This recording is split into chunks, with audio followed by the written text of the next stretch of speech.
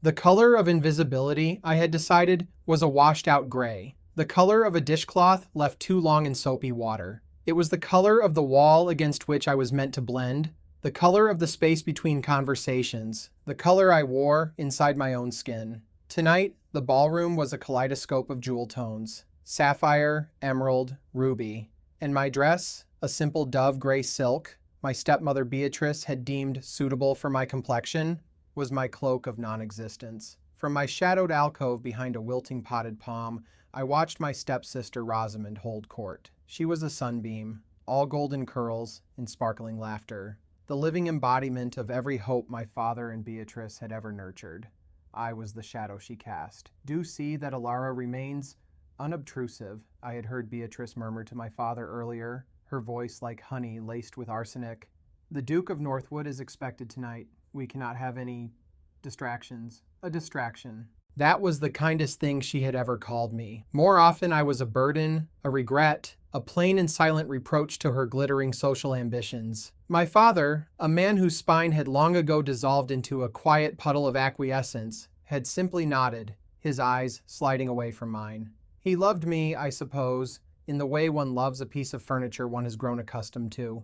You would notice its absence, but you never truly see its presence. So here I stood, a piece of forgotten furniture, watching the swirling dance of high society. The air was thick with the scent of beeswax and hothouse roses, heavy with the weight of unspoken transactions, marriages bartered, fortunes secured, reputations polished or tarnished with a single whispered word. My world was not this one. My world was one of books, of the silent company of poets and philosophers who asked nothing of me but my attention. In the pages of a leather-bound volume, I was not invisible. I was a welcome guest. Here, I was a ghost at the feast, and the hunger I felt was not for the delicate cakes or sparkling champagne, but for a single glance of recognition that was not steeped in pity or annoyance. Rosamund laughed, a sound like wind chimes, and the circle of young men around her leaned in, captivated. She was not cruel, my sister. Her flaw was not malice, but a profound, unbreachable lack of observation. She had never known a moment of being overlooked, and so she could not comprehend my lifetime of it. To her, I was simply quiet Elara, a sister who preferred corners and books, and she accepted this as she accepted that the sky was blue, without question or curiosity. The cruelty was Beatrice's alone, a careful, calculated campaign of erasure that had been waged since the day she married my father and found me, a somber, bookish child of 10, already inhabiting the house. Then, a shift in the room's atmosphere. It was a subtle thing, like a change in barometric pressure before a storm. Laughter faltered, conversations quieted, and heads turned as one toward the grand archway. A path cleared through the glittering throng as if by an invisible force. He had arrived, the Duke of Northwood, Alistair Vance. I had heard the whispers, of course. A recluse, a man of immense wealth and immense sorrow, who had buried himself on his northern estate after a family tragedy years ago. He was spoken of in hushed, almost mythical terms. Severe, unapproachable, cold as the granite of his ancestral home. And now, he was here, a stark figure in immaculate black, his presence sucking the very air from the room. He was not handsome in the way the young dandies preening around my sister were. His face was all sharp angles and unforgiving lines, his jaw set, his dark hair showing no inclination to fashionable disorder. But it was his eyes that held the room captive. They were a deep, stormy gray, intelligent and utterly unreadable, and they swept over the assembled guests with a cool, dismissive assessment that made even the most arrogant lordling shrink back. Beatrice, her face a mask of avaricious welcome, moved toward him, Rosamund in her wake, like a golden prize to be presented. This was the moment she had engineered this entire evening for. The reclusive Duke, finally venturing back into society, and her beautiful daughter positioned to be the one to capture him. I saw the triumphant gleam in her eye, the slight predatory smile on her lips. She curtsied, a perfect fluid motion. "Your Grace," she purred, "we are so honored. May I present my daughter Rosamund?" The Duke inclined his head, a gesture so minimal it was almost an insult. His gaze rested on Rosamund for a fraction of a second, a dispassionate glance that took in her shimmering gown and perfect smile, without a flicker of interest. Then his eyes moved on. They scanned the room, over the heads of the hopeful, the powerful, the beautiful. They swept past the glittering chandeliers and the groaning banquet tables. And then they stopped. They stopped on me. My heart ceased its steady rhythm. It was a jolt, a physical shock, as if a live wire had been pressed to my skin. For a dizzying moment, I thought I must be mistaken. He was surely looking at the tapestry behind me, or the wilting palm, or a servant passing by. But no, his gaze was direct, unwavering, and focused solely on the gray shadow in the corner. The world seemed to fall away, the noise of the ballroom fading to a dull hum. There was only the intensity of that stare, a stare that did not skim over me, but seemed to pierce through the layers of invisibility I had so carefully cultivated. Beatrice, flustered by his lack of engagement with Rosamund, followed his line of sight. Her eyes landed on me, and a flash of pure fury crossed her face, before being smoothed away into a look of strained confusion. "Your Grace?" she prompted, her voice tight. The Duke did not answer her. He took a step, then another, moving with a purpose that parted the crowd before him. He walked away from the center of the room, away from the warmth and the light and the prize my stepmother was offering him. He walked directly toward my shadowed corner. Each step he took was a hammer blow against my ribs. I could not breathe. I could not think. I felt 100 pairs of eyes follow him, and by extension, fall upon me for the first time all evening, for perhaps the first time in my life. I was no longer invisible. I was a specimen pinned to a board, illuminated by the full, terrifying glare of his attention. He stopped a few feet from me. The scent of winter air and clean wool clung to him. He was taller than I had realized, a formidable presence that dwarfed my small alcove.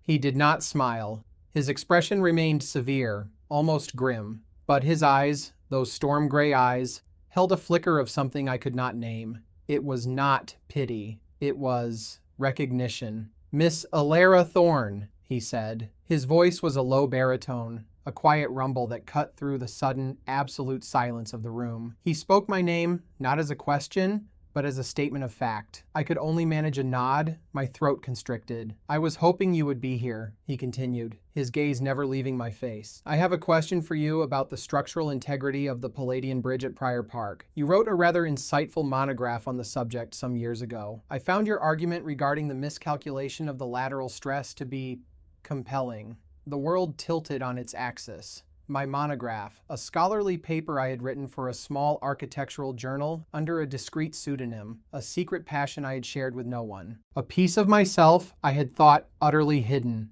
utterly my own. He had read it. He had remembered it. And he had sought me out, the gray shadow, the forgotten daughter, to discuss it. Behind him, I saw Beatrice's face. It was a canvas of disbelief, slowly curdling into a mask of incandescent rage. The sunbeam, Rosamund, just looked utterly, completely lost. In that moment, as the most powerful man in the room ignored the most beautiful woman to speak of architectural stress calculations with me, I felt the first crack appear in the prison of my own making. Hope, a terrifying and unfamiliar sensation, began to seep through. It felt like coming up for air after a lifetime spent underwater. The invitation arrived the next morning, a thick cream card delivered by a footman in the Duke's livery. It was addressed to me, and me alone. Beatrice snatched it from the silver tray before I could touch it, her fingers like claws. She slit the envelope with a vicious jab of her letter opener. Her face tightened as she read. "He has invited you to view his library," she said, her voice a low hiss. She spat the word library as if it were a curse. "This is some kind of joke, a cruel prank. Perhaps he is simply interested in books," I offered quietly, my own heart hammering against my ribs with a mixture of terror and elation. "Men like the Duke are not interested in books when there are women like Rosamund in the room," she snapped, crumpling the invitation in her fist. "He is toying with us, making a fool of me by singling out the least remarkable person in the room. You will decline." "No." The word was out of my mouth before I had even formed the thought. It was small, fragile, but it hung in the air between us, shocking in its defiance. I had never said no to her before. Her eyes narrowed. "What did you say?" I took a deep breath, the scent of fear and freedom filling my lungs. "I said no. I will accept his invitation." I reached out and gently, firmly, uncurled her fingers from the ruined invitation. I smoothed it out on the table, my hands trembling. Her fury was a palpable thing, a cold fire that radiated from her. "You will do as you are told, you ungrateful little thing. You will not embarrass this family with your drab little pretensions. He is amusing himself at your expense, and you are too foolish to see it." But I did not think he was. The look in his eyes had not been one of amusement. It had been one of serious, focused inquiry. He had seen a part of me that no one else had ever bothered to look for. Whether it was a prank or a genuine gesture, I did not know. But for the first time, I was willing to risk the humiliation to find out. The alternative, to retreat back into my gray invisibility, was suddenly unbearable. The brief moment of being seen had ruined me for a lifetime of being overlooked. His library was not a room, it was a cathedral dedicated to the written word. 2 stories of floor-to-ceiling shelves, crafted from a dark, fragrant wood, were connected by a delicate spiral staircase of black iron. A cool, northern light filtered through a vast arched window, illuminating the dust motes dancing in the air like tiny silent stars. The air smelled of old paper, leather, and lemon polish. It was the most beautiful place I had ever seen. I felt I had come home. The Duke was standing by the fireplace, one hand resting on the marble mantelpiece. He was dressed less formally than at the ball, in a dark tweed jacket and riding trousers, which somehow made him seem even more imposing. He did not smile as I was shown in by his housekeeper, a kind-faced woman named Mrs. Gable, but his eyes warmed slightly. "Miss Thorne," he said, his voice that same quiet rumble. "Thank you for coming." "The honor is mine, Your Grace," I managed, my voice a little breathless as I took in the sheer scale of the room. I have never seen so many books in one place. "My father called it a magnificent obsession," he said, a ghost of a wry smile touching his lips. "My grandfather called it a ruinous expense. I simply call it necessary." He gestured to the shelves. "Please, feel free to explore." For the next hour, we spoke of books. He showed me a first edition of Vitruvius, its pages crisp, and its diagrams starkly beautiful. I, in turn, pointed out a rare collection of metaphysical poetry I had only ever read about. Our conversation flowed easily, a current of shared understanding that was utterly new to me. He did not speak down to me, nor did he pepper his speech with the condescending compliments I was used to hearing from the few men who bothered to speak to me at all. He spoke to me as an equal, a meeting of minds. He listened, truly listened, when I spoke, his head tilted slightly, his gray eyes focused and thoughtful. He asked me about my monograph, and I found myself speaking with a passion I had long suppressed, explaining my theories, sketching diagrams in the air with my hands. He followed every word, interjecting with sharp, insightful questions that pushed my thinking further.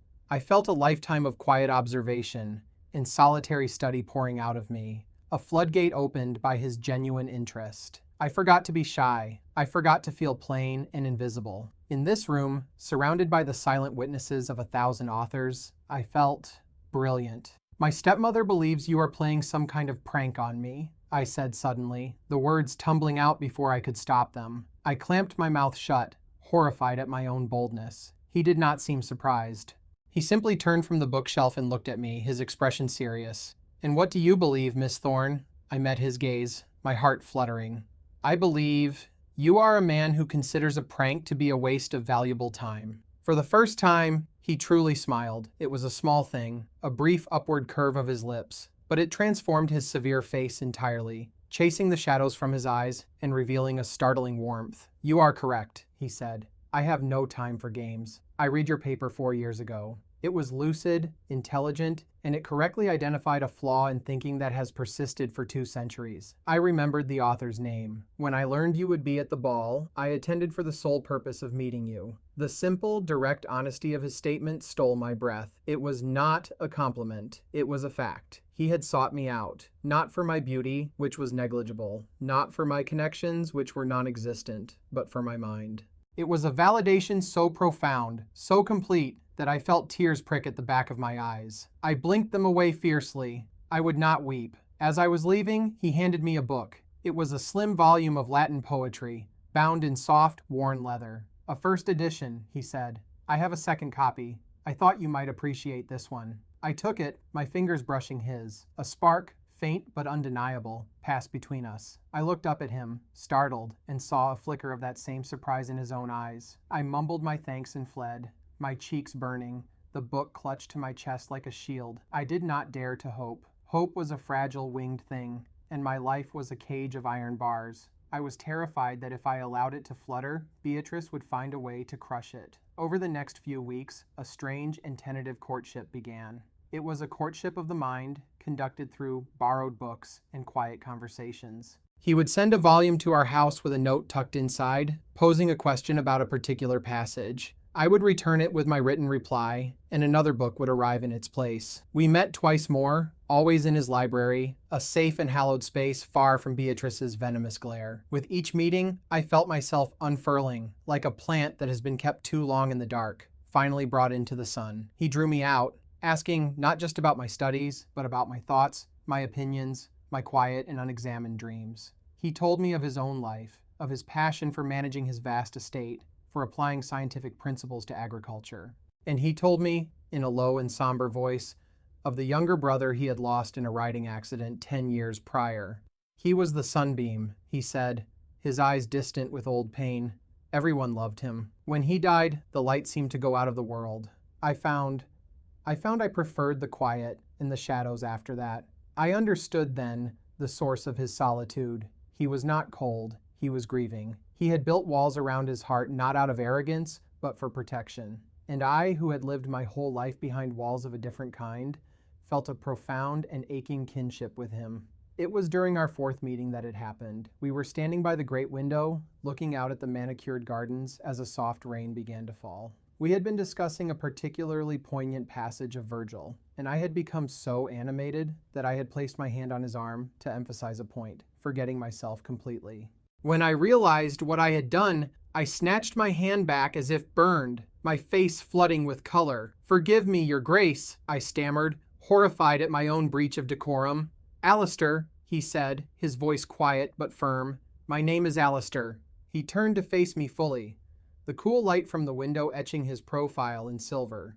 He looked down at my hand, still clenched at my side, and then slowly, hesitantly, he reached for it. His intention was gentle. I could see it in his eyes. It was a simple gesture of reassurance, but as his fingers neared mine, a cold, sickening dread washed over me. It was a reflex, bone-deep and involuntary. I saw not his hand, but my father's, raising in anger once, when I had accidentally spilled ink on his ledger. I felt the phantom sting of Beatrice's grip on my arm, her nails digging in as she hissed some fresh cruelty in my ear. Before I could stop myself, I flinched. It was not a small movement, but a violent, full-body recoil.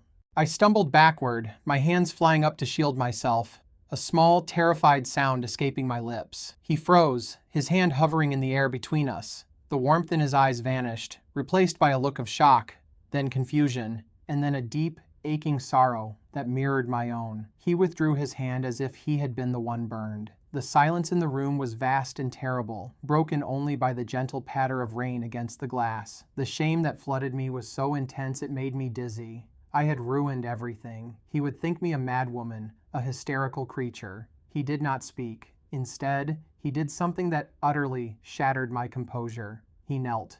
The Duke of Northwood, a man of immense power and pride, sank to one knee on the Aubusson carpet before me, the overlooked shadow. He did not try to touch me again. He simply knelt, bringing his eyes level with mine, forcing me to look at him. His face was etched with a pain that seemed to go far beyond the simple rejection of his touch. "Elara," he said, his voice rough with an emotion I could not decipher. He used my given name for the first time, and it was both a caress and a blow. He held my gaze, his own stormy gray eyes searching my face with a desperate intensity. "Who hurt you like this?" The question was not an accusation. It was a key, turning the lock on a vault of pain I had kept hidden for a lifetime. It was a plea for understanding. He did not see a madwoman. He saw a wound. And with that one simple, kneeling question, the last of my defenses crumbled. I wept. Not the quiet, dignified tears of a heroine in a novel, but a great, ragged storm of sobbing that shook my entire frame. All the years of being dismissed, of being belittled, of being made to feel worthless and in the way, came pouring out of me in a torrent of grief. He remained there, kneeling on the floor, and waited. He did not rush me.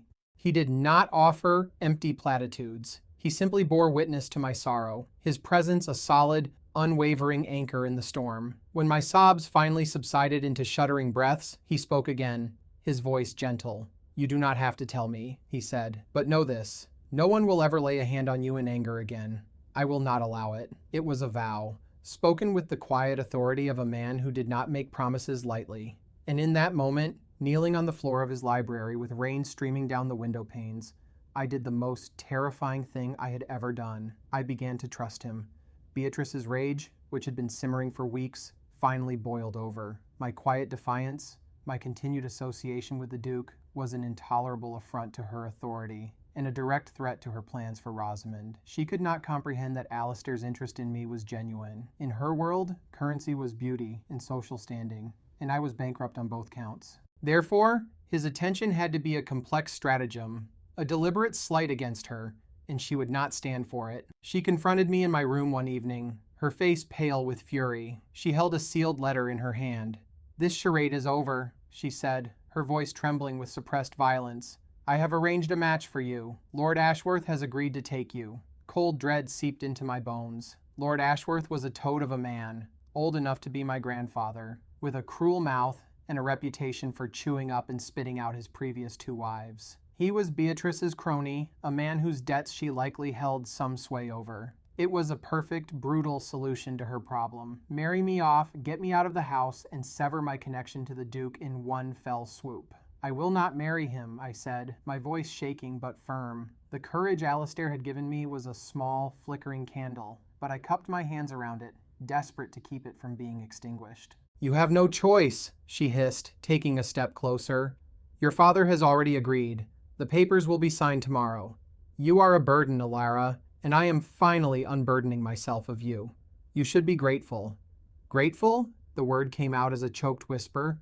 "For being sold like livestock?" A cruel smile twisted her lips.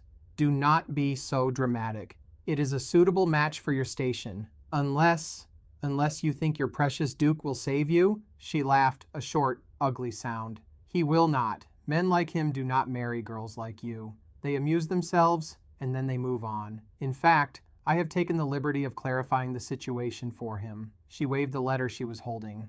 "I have written to His Grace, explaining that you have been suffering from delusions, that you have misinterpreted his scholarly kindness for something more, and that in your hysterical state, you have been spreading embarrassing rumors. I explained that this marriage to Lord Ashworth is for your own good, to settle your nerves and give you stability." The sheer, breathtaking cruelty of her plan left me speechless. She was not just trying to dispose of me, she was trying to destroy me in his eyes, to paint me as a pathetic, lovesick fool. She was poisoning the one pure, good thing that had ever happened to me. "He will not believe you," I whispered, though my heart was a stone of ice in my chest. "Oh, I think he will," she said, her eyes glittering. "A reclusive, grieving Duke, and a plain, desperate spinster. Which story do you think society will find more plausible? You are finished, Elara. By the time he receives this, you will be all but promised to Ashworth, and he will be only too glad to be rid of the entanglement." She tossed the letter onto my dressing table. "A footman is waiting to deliver it." She swept out of the room, leaving me in the suffocating silence.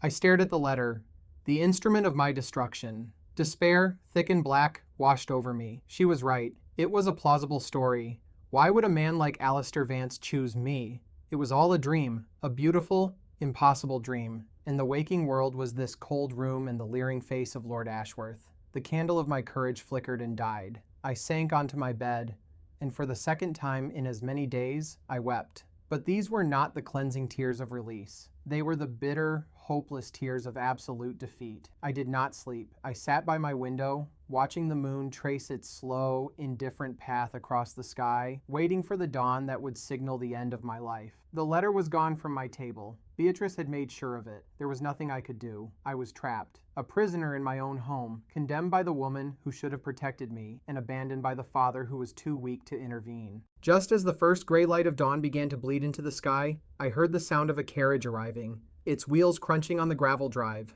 My heart leaped with a sudden, insane hope, which I immediately crushed. It was likely Lord Ashworth, arriving early to seal his purchase. I closed my eyes, bracing myself, but the knock that came was not on the front door. It was a firm, quiet rap on the door of my own room. I froze. A servant would have been sent to the kitchens. Beatrice would have stormed in without knocking. My father would not have dared. Trembling, I rose and opened the door a crack. Standing in the hallway was Mrs. Gable, the Duke's housekeeper. Her kind face was set in grim lines. Behind her stood 2 formidable-looking footmen in the Duke's livery.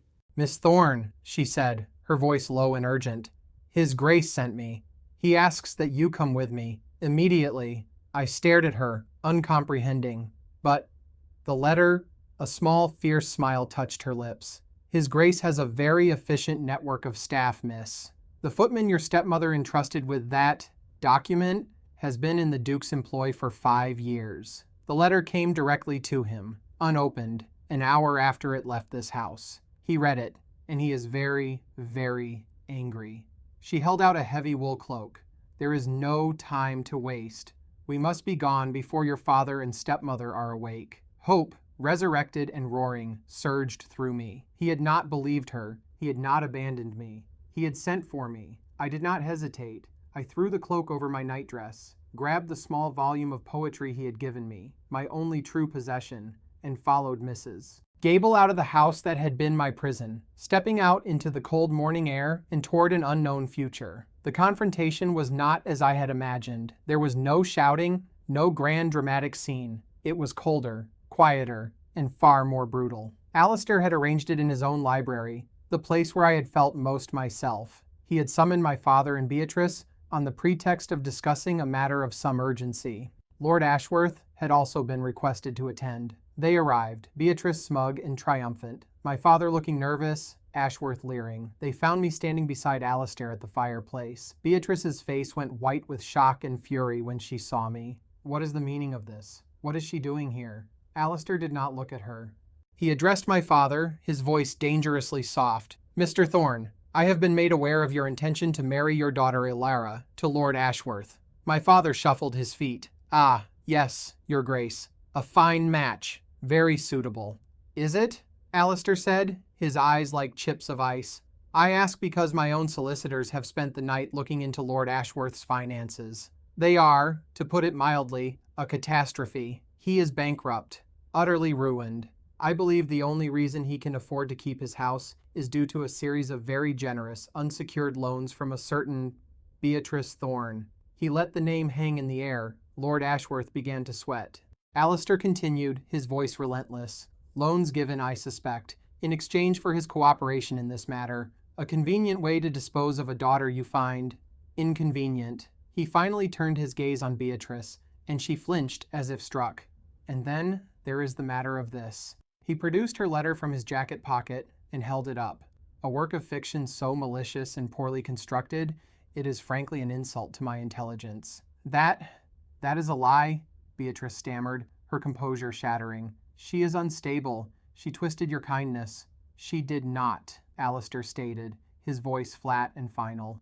What she has done is engage me in some of the most stimulating intellectual discourse I have enjoyed in a decade. What you have done, madam, is commit fraud. He turned his attention back to my father. My solicitors also looked into the estate of your first wife, Elara's mother. It seems the dowry she brought to your marriage was quite substantial. A trust was to be established for Elara upon her 18th birthday. A trust that was never mentioned. A trust, I find, that has been systematically plundered for years to fund your wife's social climbing and pay your debts. My father stared at him, his mouth agape. He looked at Beatrice, a dawning horror in his eyes. He had been a weak man, a passive man, but I did not think he had been a knowing party to theft. He had simply allowed her to manage everything, never questioning, never looking too closely. Beatrice, he whispered, his voice trembling.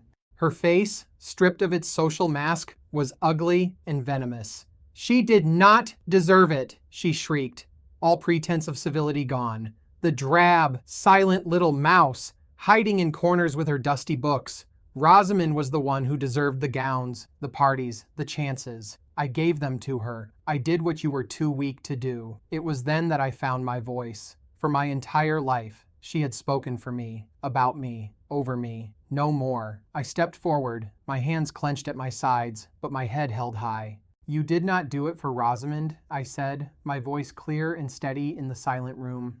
You did it for yourself. Rosamund was merely your beautiful puppet, and I was the obstacle. Not because I was drab or silent, but because I was not yours. I was my mother's daughter, and you could not stand the sight of me. You did not try to crush me because I was worthless. You tried to crush me because you saw in me a mind and a spirit that you could not control, and it terrified you. I looked at my father, my heart aching with a decade of disappointment. You let her do it. You stood by and watched because it was easier than standing up for your own child. You chose a quiet life over your own daughter's happiness. Finally, I turned to Beatrice, the woman who had made my life a living hell. You think you have lost because he is a duke and he has power, I said, my voice ringing with a strength I never knew I possessed. But you lost long before that. You lost because you cannot comprehend a world where a woman's worth is measured by anything other than her face or her fortune. You live in a prison of your own making, Beatrice, and compared to that, my shadowed corners were a paradise of freedom. Silence descended, utter and complete. Lord Ashworth was already backing toward the door. My father had sunk into a chair, his face in his hands, weeping. And Beatrice just stared at me, her mouth opening and closing like a fish, utterly, finally, defeated. From behind me, Rosamund, who had been brought by a second carriage and had slipped in unnoticed, spoke up, her voice thick with tears. She is right, Mother. You never asked what I wanted. You only ever told me what you wanted for me. She crossed the room and came to stand beside me, taking my hand. It was the first true act of sisterly solidarity in our lives. Alistair stepped forward, placing a protective hand on my shoulder. He looked at Beatrice and my father, his face a mask of cold judgment. You will restore every penny of Elara's inheritance, he said. Then you will remove yourselves from this city. If I ever hear of you causing Elara or her sister a moment's distress again, I will use the full extent of my power to utterly ruin you. Now get out of my house. They left, Beatrice dragged by a suddenly resolute Rosamund, and my father, a broken, shuffling old man. Lord Ashworth had already vanished. The heavy library door closed behind them, and I was left alone in the quiet room with the man who had seen me when no one else had. I stood there, trembling in the aftermath of the confrontation, the adrenaline slowly draining away, leaving me feeling hollow and shaky. Alistair's hand was still on my shoulder, a warm, solid weight that was both grounding and terrifying. The silence stretched,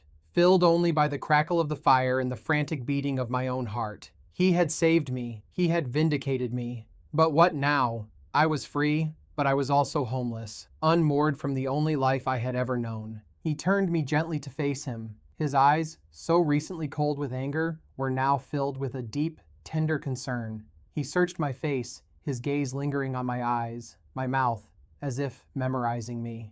Are you all right? He asked, his voice low and soft. I could only nod, words failing me. I felt stripped bare, every raw emotion I possessed exposed to his view. I had confronted my tormentors, found my voice, but the strength I had projected was a fragile, temporary thing. Beneath it, I was still the girl who was afraid to be touched. Elara, he began, and then he stopped. He looked away toward the vast window, a muscle working in his jaw.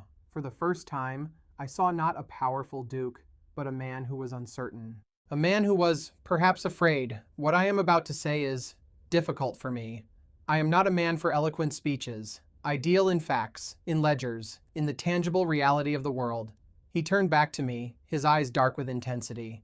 The facts are these. Since meeting you, my world is no longer black and white.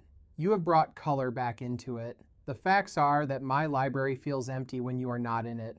The facts are that the thought of you being married to that man, of your mind being wasted and your spirit being broken, was more than I could bear. He took a breath, and his next words were a quiet rush, as if he feared his courage would fail him. I have no interest in your inheritance, though it will be restored to you. I have no need of social connections. I have a title I barely tolerate and a fortune that has brought me little joy. What I want, what I need, is a partner, an equal, someone to argue with about Virgil and to walk with in the rain. Someone whose mind is as sharp as her heart is true. He took a hesitant step closer, his hands remaining at his sides, a clear and deliberate signal that he would not touch me without permission. His vulnerability was a more potent force than any display of power. It disarmed me completely. I am not rescuing you, Elara, he said, his voice raw. God help me. I think you are rescuing me. From the shadows I have lived in for a decade, I am asking you to be my wife, to be the Duchess of Northwood, not as a prize or a possession, but as my cherished friend, my confidant, my partner in all things. I am asking you to let me spend the rest of my life ensuring that you are always, always seen.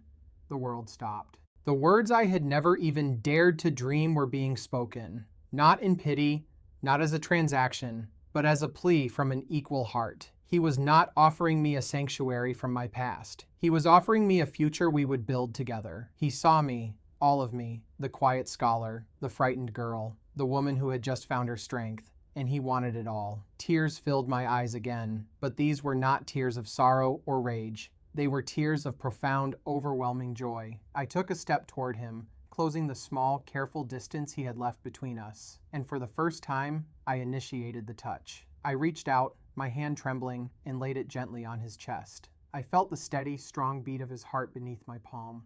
He looked down at my hand, then back up at my face, his expression full of a wondrous, questioning hope.